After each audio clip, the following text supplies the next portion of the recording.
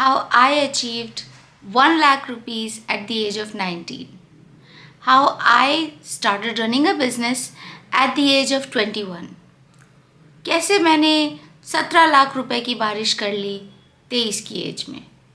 कैसे मैंने गाने बना दिए, मैंने स्टेडियम सेल आउट कर दिए, मैंने किताब लिख ली सिर्फ और सिर्फ 12 की एज में. इस तरह के कई सारे वीडियोस आपको यूट्यूब पर मिल जाएंगे. बिली आइलिश, जिन्हें 13 साल की उम्र में डिस्कवर कर लिया गया था, जस्टिन बीबर को 15 साल की उम्र में, शॉन मेंडेस को 17 साल की उम्र में. बहुत सारे आपको जीवन में ऐसे लोग मिलेंगे जिन्होंने बहुत ही यंग एज में बहुत कुछ अचीव कर लिया. एंड इन फैक्ट सोसाइटी ऐसे ही लोगों को बहुत ज़्यादा अपलॉड भी करती है. आप खुद ऐसे लोगों के बारे में जानना चाहते हैं और ऐसे लोगों को अप्रिशिएट करते हैं जो एज में बहुत छोटे हैं, जो सिर्फ टीनेजर्स हैं या फिर अपनी अर्ली 20s में हैं. लेकिन पता नहीं क्यों ऐसा करते करते कहीं हमने एक इनविजिबल फिनिश लाइन तो नहीं बना दी है कि 30 के बाद अगर आप कुछ भी अचीव करते हैं तो उसके कोई मायने ही नहीं है, वो इम्पॉर्टेंट ही नहीं है.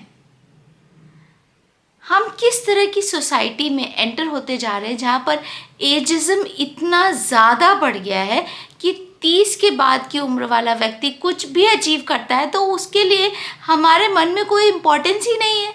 हम सोचते हैं अरे कर लिया तो कर लिया, कौन सा बहुत बड़ा काम कर दिया, 30 के बाद क्या ही फ़र्क पड़ता है. How did we enter a phase in our lives और enter a phase in our society जहाँ पर हम भूल गए हैं कि 30 के बाद वाला व्यक्ति भी अगर कुछ अचीव करता है तो ना सिर्फ वो इम्पोर्टेंट है बल्कि उसका अचीवमेंट पाना बहुत मुश्किल है. आपको ऐसा नहीं लगता? तो चलिए इस बात पर ज़रा एक छोटी सी डीप डाइव करते हैं.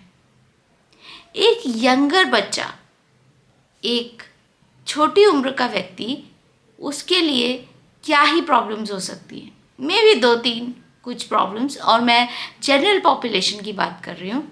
उनकी क्या प्रॉब्लम्स हो सकती है कि भाई उनके पास पैसा नहीं है, उनके पास डिसीजन मेकिंग एबिलिटी नहीं है, उनके पास घर पर अथॉरिटी नहीं है और उन्हें इन 2-3 चीज़ों को मैनेज करते हुए अपनी चीज़ को अचीव करना है. लेकिन ज़रा सोचिए कि एक व्यक्ति जो 30 की उम्र से भी बड़ा है उसके लिए किसी चीज़ को अचीव करना कितना मुश्किल है. उसके पास बहुत सारी अर्जेंट जिम्मेदारियां होती हैं जिसे उसने पूरा करना होता है, जिसे फुलफ़िल किए बिना वो आगे जा ही नहीं सकता. उसके पास कोई ऑप्शन नहीं है, उसके पास कोई बफर टाइम नहीं है. वो ये नहीं सोच सकता कि नहीं यार चलो इसमें फ़ेल हो गए तो कोई बात नहीं. वो किसी से झगड़ा नहीं कर सकता. अगर उसने गलती की तो उसके घर पे पुलिस आ जाएगी.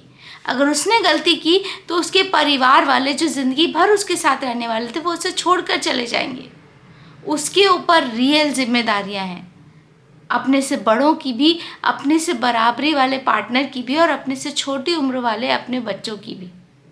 और मान लो अगर उसकी फैमिली नहीं भी है तो भी दुनिया के ताने उसकी एज के साथ कितने ज़्यादा कर्कश हो चुके होंगे, कितनी ज़्यादा मुश्किलों का वो सामना करते हुए आगे बढ़ रहा होगा.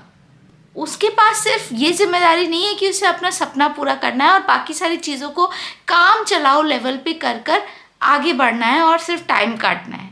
नहीं, उसके पास उस बफर टाइम की लग्जरी है ही नहीं जब वो अपने सपनों को परस्यू कर सके और कोई रिजल्ट ना मिल रहा हो.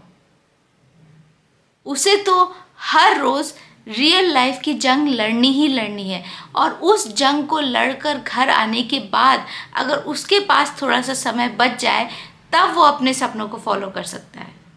और हम वो सब कुछ भूल जाते हैं.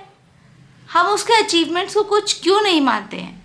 जब कोई व्यक्ति, कोई बड़ी एज का व्यक्ति हमें बताता है कि देखो मैंने किताब लिखी है, देखो मैंने ये बिज़नेस बनाया है, मुझसे कुछ सीखो, देखो मैंने ये चीज़ें, इन फेलियर्स का सामना किया है, तो हम क्यों भूल जाते हैं कि वो मे बी उस एज से आया हुआ है जहाँ पर इंटरनेट नहीं था, जहाँ पर एआई नहीं था, उसके पास कोई हेल्प नहीं थी.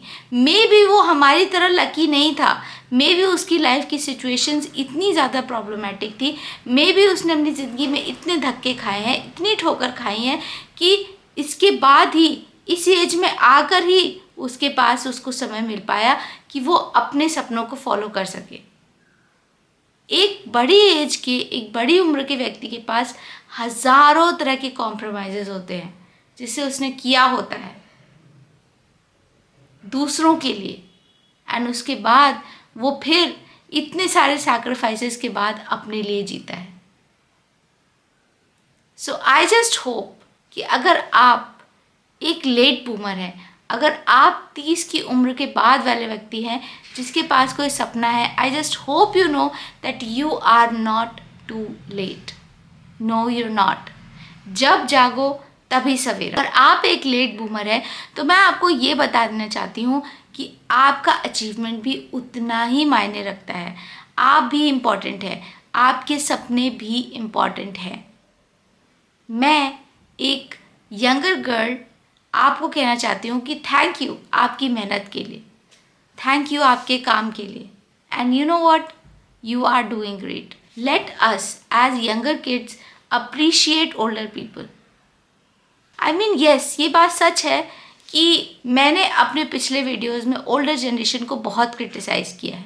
भाई, जहाँ पे उन्हें क्रिटिसाइज़ करना चाहिए वहाँ पर मैं बिल्कुल भी पीछे नहीं हटती हूँ, लेकिन साथ ही साथ हमें ये भी नहीं भूलना चाहिए कि कहीं ना कहीं उनकी अपनी पर्सनल लाइफ में उनके भी कुछ स्ट्रगल्स रहे होंगे, एंड उनके पास हमारी जैसे इंटरनेट की लग्जरी नहीं थी। उनके पास लोग ही नहीं थे जो उनके सिचुएशंस को, उनके इमोशंस को, उनकी प्रॉब्लम्स को डिस्कस कर पाए, उनके लिए सल्यूशंस ढूंढ पाए। उनका कल्चर ही डिफरेंट था, उनकी लाइफ ही डिफरेंट थी। तो ठीक है, जहाँ पर उन्हें कॉल आउट करना है कीजिए, लेकिन फिर जहाँ पे उन्हें अप्रिशिएट करना है वहाँ पे उनको उनका पूरा अप्रिसिएशन भी मिलना चाहिए। एजिज्म के चक्कर में नहीं पड़ो यार। 30+ क्लब के अचीवमेंट्स भी इम्पॉर्टेंट है, उनके एक्सपीरियंस भी काउंट करते हैं। And let us make a society where we appreciate everyone. We appreciate everyone for their hard work and we learn from everyone, चाहे वो हमसे 10 साल छोटा हो या 20 साल बड़ा हो। So I hope हम लोग एज अ जनरेशन एक नए पर्सपेक्टिव के साथ आगे बढ़ेंगे, एनिमोसिटी के साथ नहीं, किसी को नेग्लेक्ट करके नहीं, बल्कि एक पॉजिटिव और एनकरेजिंग एटीट्यूड के साथ। मुझे उम्मीद है कि आप भी अपने गोल्स की तरफ हर रोज़ काम कर रहे होंगे। मैं भी अपने गोल्स की तरफ धीरे धीरे आगे बढ़ने की कोशिश कर रही हूँ। Please do tell me what you think about this situation and this topic in the comment section. तब तक के लिए thank you for watching Harsha secret series. मैं मिलती हूँ आपसे अगले एपिसोड में, तब तक के लिए बाय बाय।